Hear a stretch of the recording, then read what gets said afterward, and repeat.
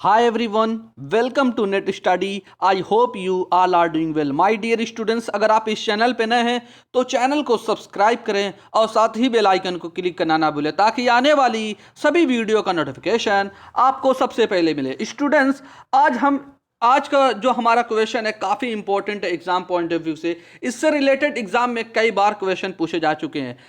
Students, ये हमारा part 42 है।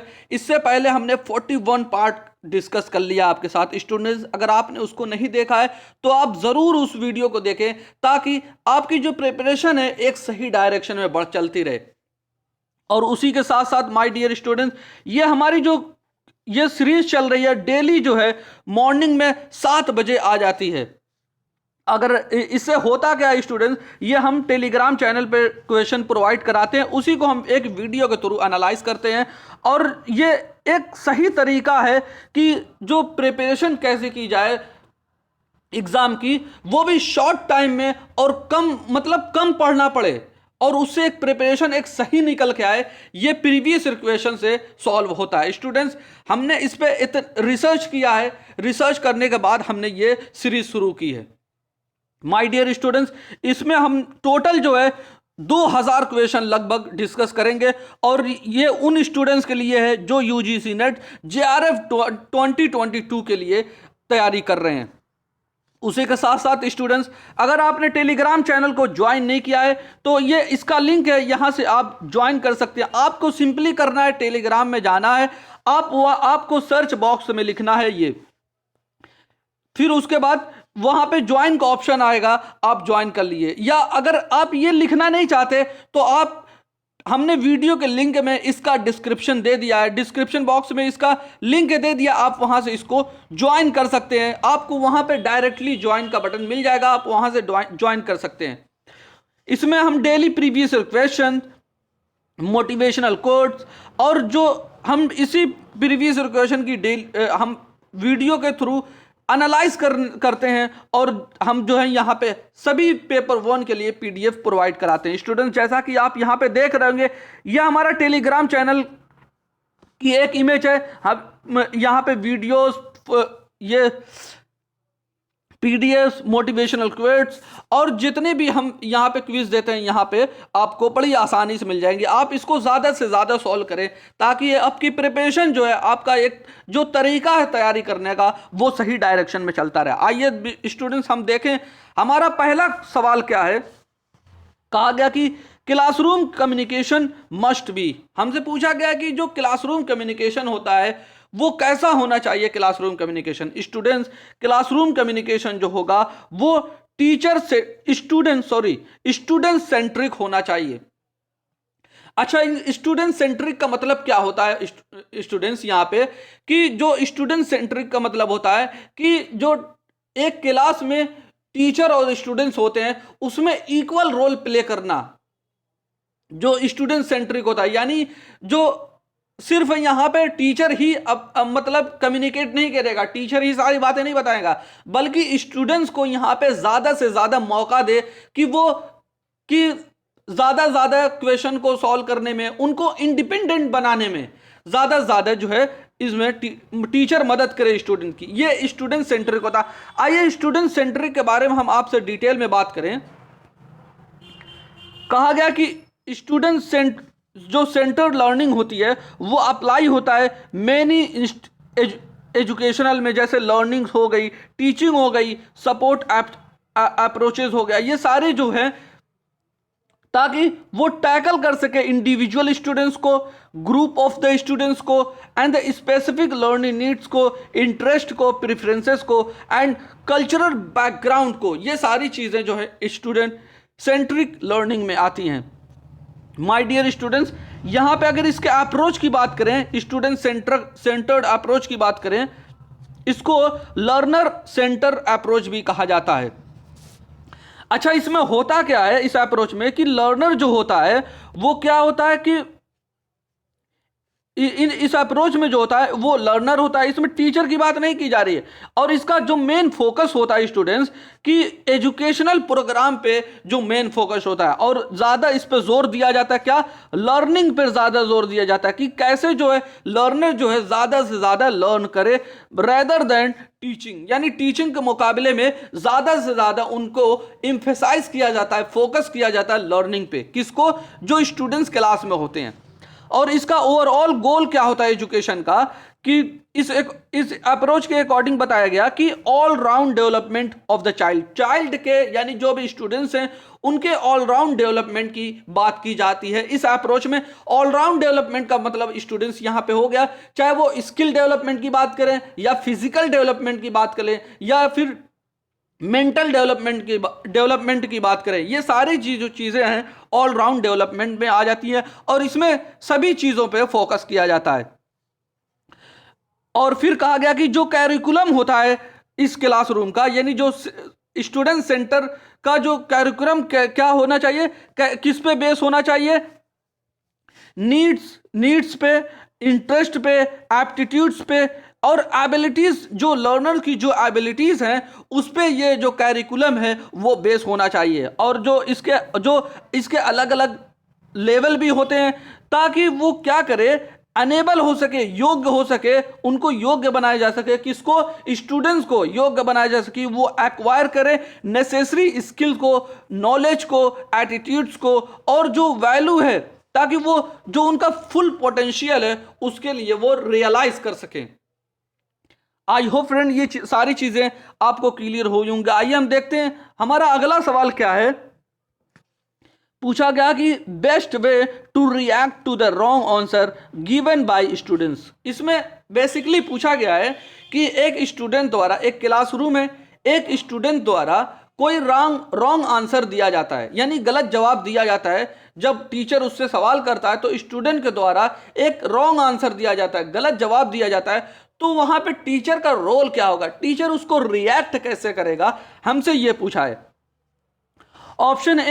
ऑप्शन ए में दिया गया है to scold him for not having learn the lesson, कि वो टीचर जो है उसको डांटे कि तुमने जो है ये जो सबक याद किया वो सही नहीं याद किया, मतलब इसको अच्छे तरीके से याद नहीं किया है। या फिर ऑप्शन बी में देखें, एक्सप्लेन करे why the answer is wrong, कि टीचर यहां पे कैसे रिएक्ट करेगा, कि वो एक्सप्लेन करेगा कि ये जो आंसर रॉन्ग क्यों है उसके बारे में बताएगा। या ऑप्शन सी में दिया गया to ask and other students to give the correct answer, कि फिर उस स्टूडेंट्स को छोड़ के दूसरे स्टूडेंट से पूछे कि आप इसका सही आंसर क्या होगा, आप इसको दिए।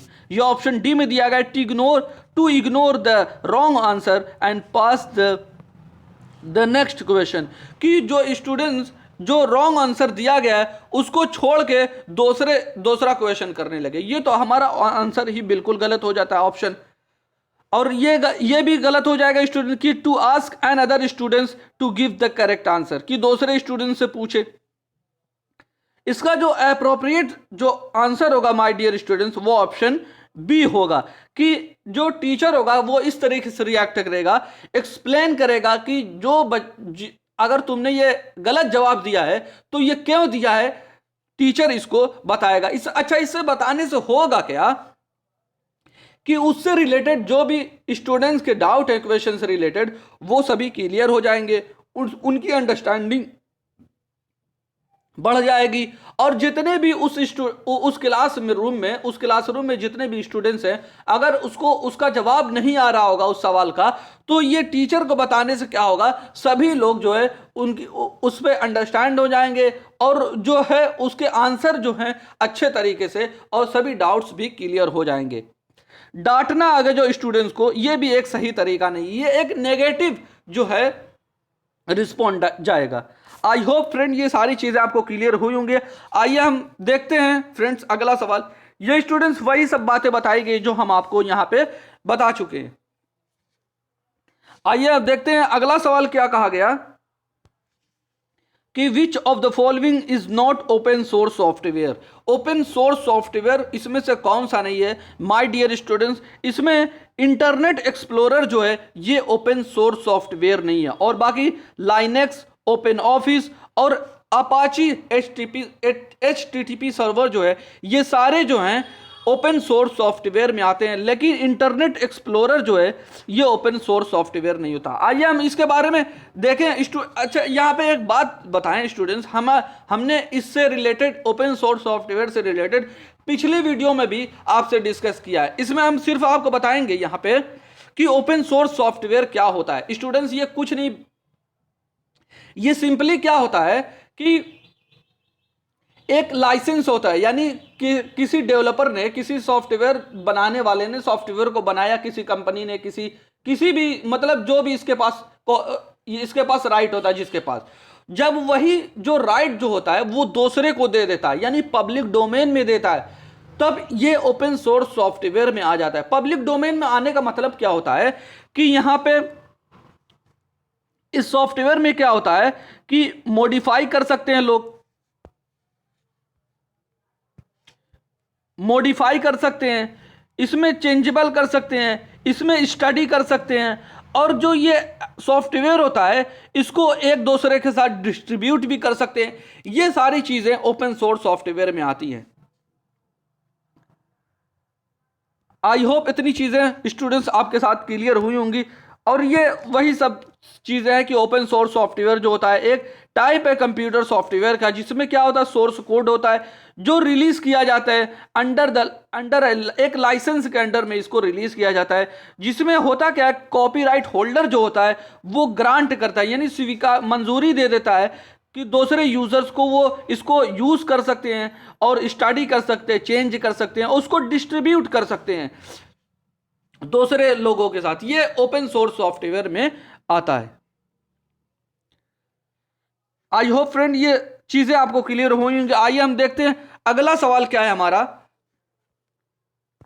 स्टूडेंट्स, ये मैथ से रिलेटेड क्वेश्चन है और ऐसे क्वेश्चन एग्जाम में कई बार पूछे जा चुके हैं। हम इधर 4-5 वीडियो में माय डियर स्टूडेंट, हम आप देख रहे होंगे कि बराबर जो है हम एक मैथ का क्वेश्चन भी ला रहे हैं, क्योंकि मैथ का जो क्वेश्चन है इस बार देखा गया है, जो यूजीसी नेट 2021 में एग्जाम हुआ था, कि बहुत सारे एग्जाम में क्वेश्चन पूछे गए हैं। तो हम इसी वजह से, और किससे पूछे गए हैं, ज्यादातर किससे पूछे गए हैं, रेशियो से पूछे गए हैं, एवरेज से पूछे गए हैं और परसेंटेज से। ये तो तीनों टॉपिक को कवर किया गया है ज्यादातर। तो अब इसी वजह से हम रेशियो पे, एवरेज पे और परसेंटेज पे क्वेश्चन ला रहे हैं आपके सामने। आइए हम इसको देखें स्टूडेंट्स। इसमें कहा क्या गया है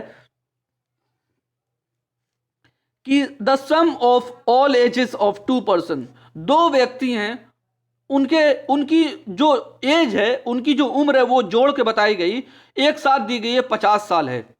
तो कहा गया कि 5 साल पहले, 5 years ago, यानी 5 साल पहले, the ratio of their edges was 5:3।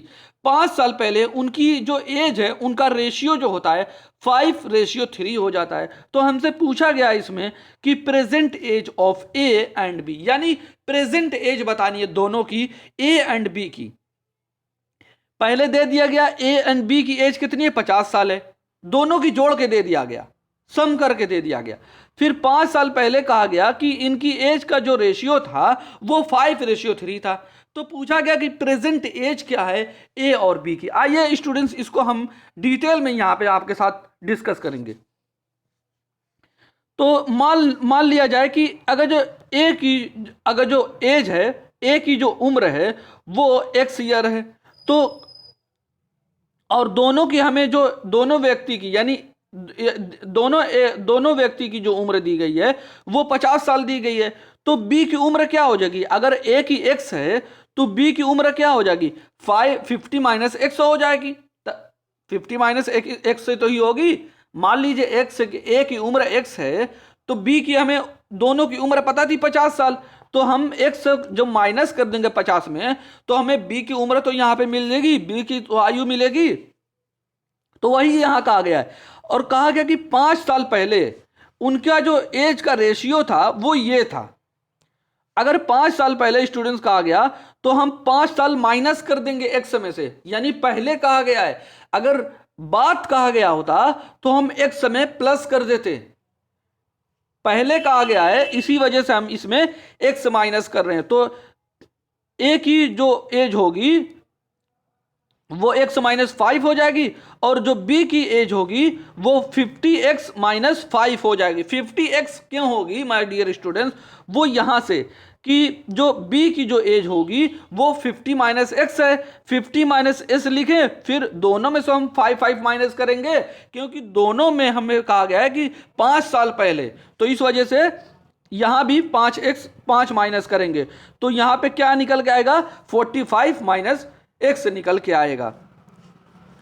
तो ये हमसे यहाँ पे कहा गया था। अब यहाँ पे देखें, जब हम इसको क्रॉस मल्टीप्लाई करते हैं स्टूडेंट्स, तो हम यहाँ पे 3 फिर ब्रैकेट में 45 माइनस एक्स लिखेंगे और बराबर में लिखेंगे 5 ब्रैकेट में x माइनस, जब हम इसको सिंप्लीफाई करेंगे तो हमें ये निकल के आएगा। अब जब हम इसको 3 को मल्टीप्लाई करेंगे 45 में तो हमें 135 मिलेगा, और 3 को मल्टीप्लाई करेंगे 3x में तो हमें 3 मिल जाएगा। अब इसको हम सॉल्व यहाँ पे करेंगे तो 5x माइनस 25 मिलेगा, तो हम x को एक तरफ कर लेंगे और ये जो वैल्यू है नंबर है इसको हम एक तरफ कर लेंगे, तो 3 को हम इधर लेके जाएंगे, 3x जो माइनस 3 है इसको प्लस में हो जाएगा तो 8x हो जाएगा, और जो 135 है और जब 25 को हम इस तरफ लेके आएंगे तो हमें 160 मिल जाएगा। तो x की वैल्यू स्टूडेंट्स कितनी निकल के आएगी, वो 20 साल निकल के आ जाएगी। अब हमें पता क्या चला, जब यहां पे हम देखेंगे तो x की वैल्यू यानी a की जो वैल्यू होगी वो 20 साल होगी। जब 50 में से 20 साल हम माइनस करेंगे, क्यों 50 में से 20 साल, क्योंकि टोटल एज दी गई थी a और b की 50 साल, तो हमें a की वैल्यू पता चल गई 20 हो गई, तो b की कितनी हो जाएगी, वो 30 साल हो जाएगी, जो कि यहां पे दिया गया। आई होप फ्रेंड ये चीजें आपको क्लियर हुई होंगी। a की 20 और b की 30 साल एज हो जाएगी प्रेजेंट वैल्यू। तो हमारा जो करेक्ट जो आंसर बनेगा वो ऑप्शन ए हो जाएगा। आइए स्टूडेंट्स हम देखते हैं अगला सवाल हमारा क्या है। कहा गया कि the chief objective of the students age, यानी जो मेन ऑब्जेक्टिव हैं किसके, डिस्टेंस एजुकेशन के, वो क्या हैं। माय डियर स्टूडेंट्स जो मेन ऑब्जेक्टिव है डिस्टेंस एजुकेशन के वो ऑप्शन डी है, जो कि इसका करेक्ट आंसर है। कहा गया कि एक्सटेंडिंग करना एजुकेशन अमंग पीपल, यानी लोगों के बीच में शिक्षा कैसे ज़्यादा विस्तार हो, ये डिस्टेंस एजुकेशन का जो मेन ऑब्जेक्टिव होता है, ना कि रिडक्शन ऑफ एजुकेशन बजट, या फिर abolition of monopoly of the school, या फिर comprehension of the formal education. ये तीनों ऑप्शन नहीं होगा। हमारा जो करेक्ट आंसर जो होगा वो ऑप्शन डी हो जाएगी। डिस्टेंस कैसे ज़्यादा से ज़्यादा जो है हम एजुकेशन को लोगों तक पहुंचाएं, ये इसका मेन ऑब्जेक्टिव होता है। अच्छा, डिस्टेंस एजुकेशन क्या होती है स्टूडेंट्स, यहाँ पे डिस्टेंस एजुकेशन का मतलब होता है ऑनलाइन लर्निंग, ई लर्निंग, यानी वर्चुअल लर्निंग की यहां पे बात की जा रही है। इसका बेस्ट एग्जांपल आपको बताएं, मूक जो है, मूक जो कि हम आपसे डिस्कस कर चुके हैं। मूक यानी मैसिव ओपन ऑनलाइन कोर्स, यानी ऑनलाइन के माध्यम से जब कोई चीज होगी तो वो जाहिर सी बात है कि पूरे दुनिया में वो हो जाएगी। यानी हम अपने घर बैठे हैं और एजुकेशन को हासिल कर रहे हैं, नॉलेज को एक्वायर कर रहे हैं।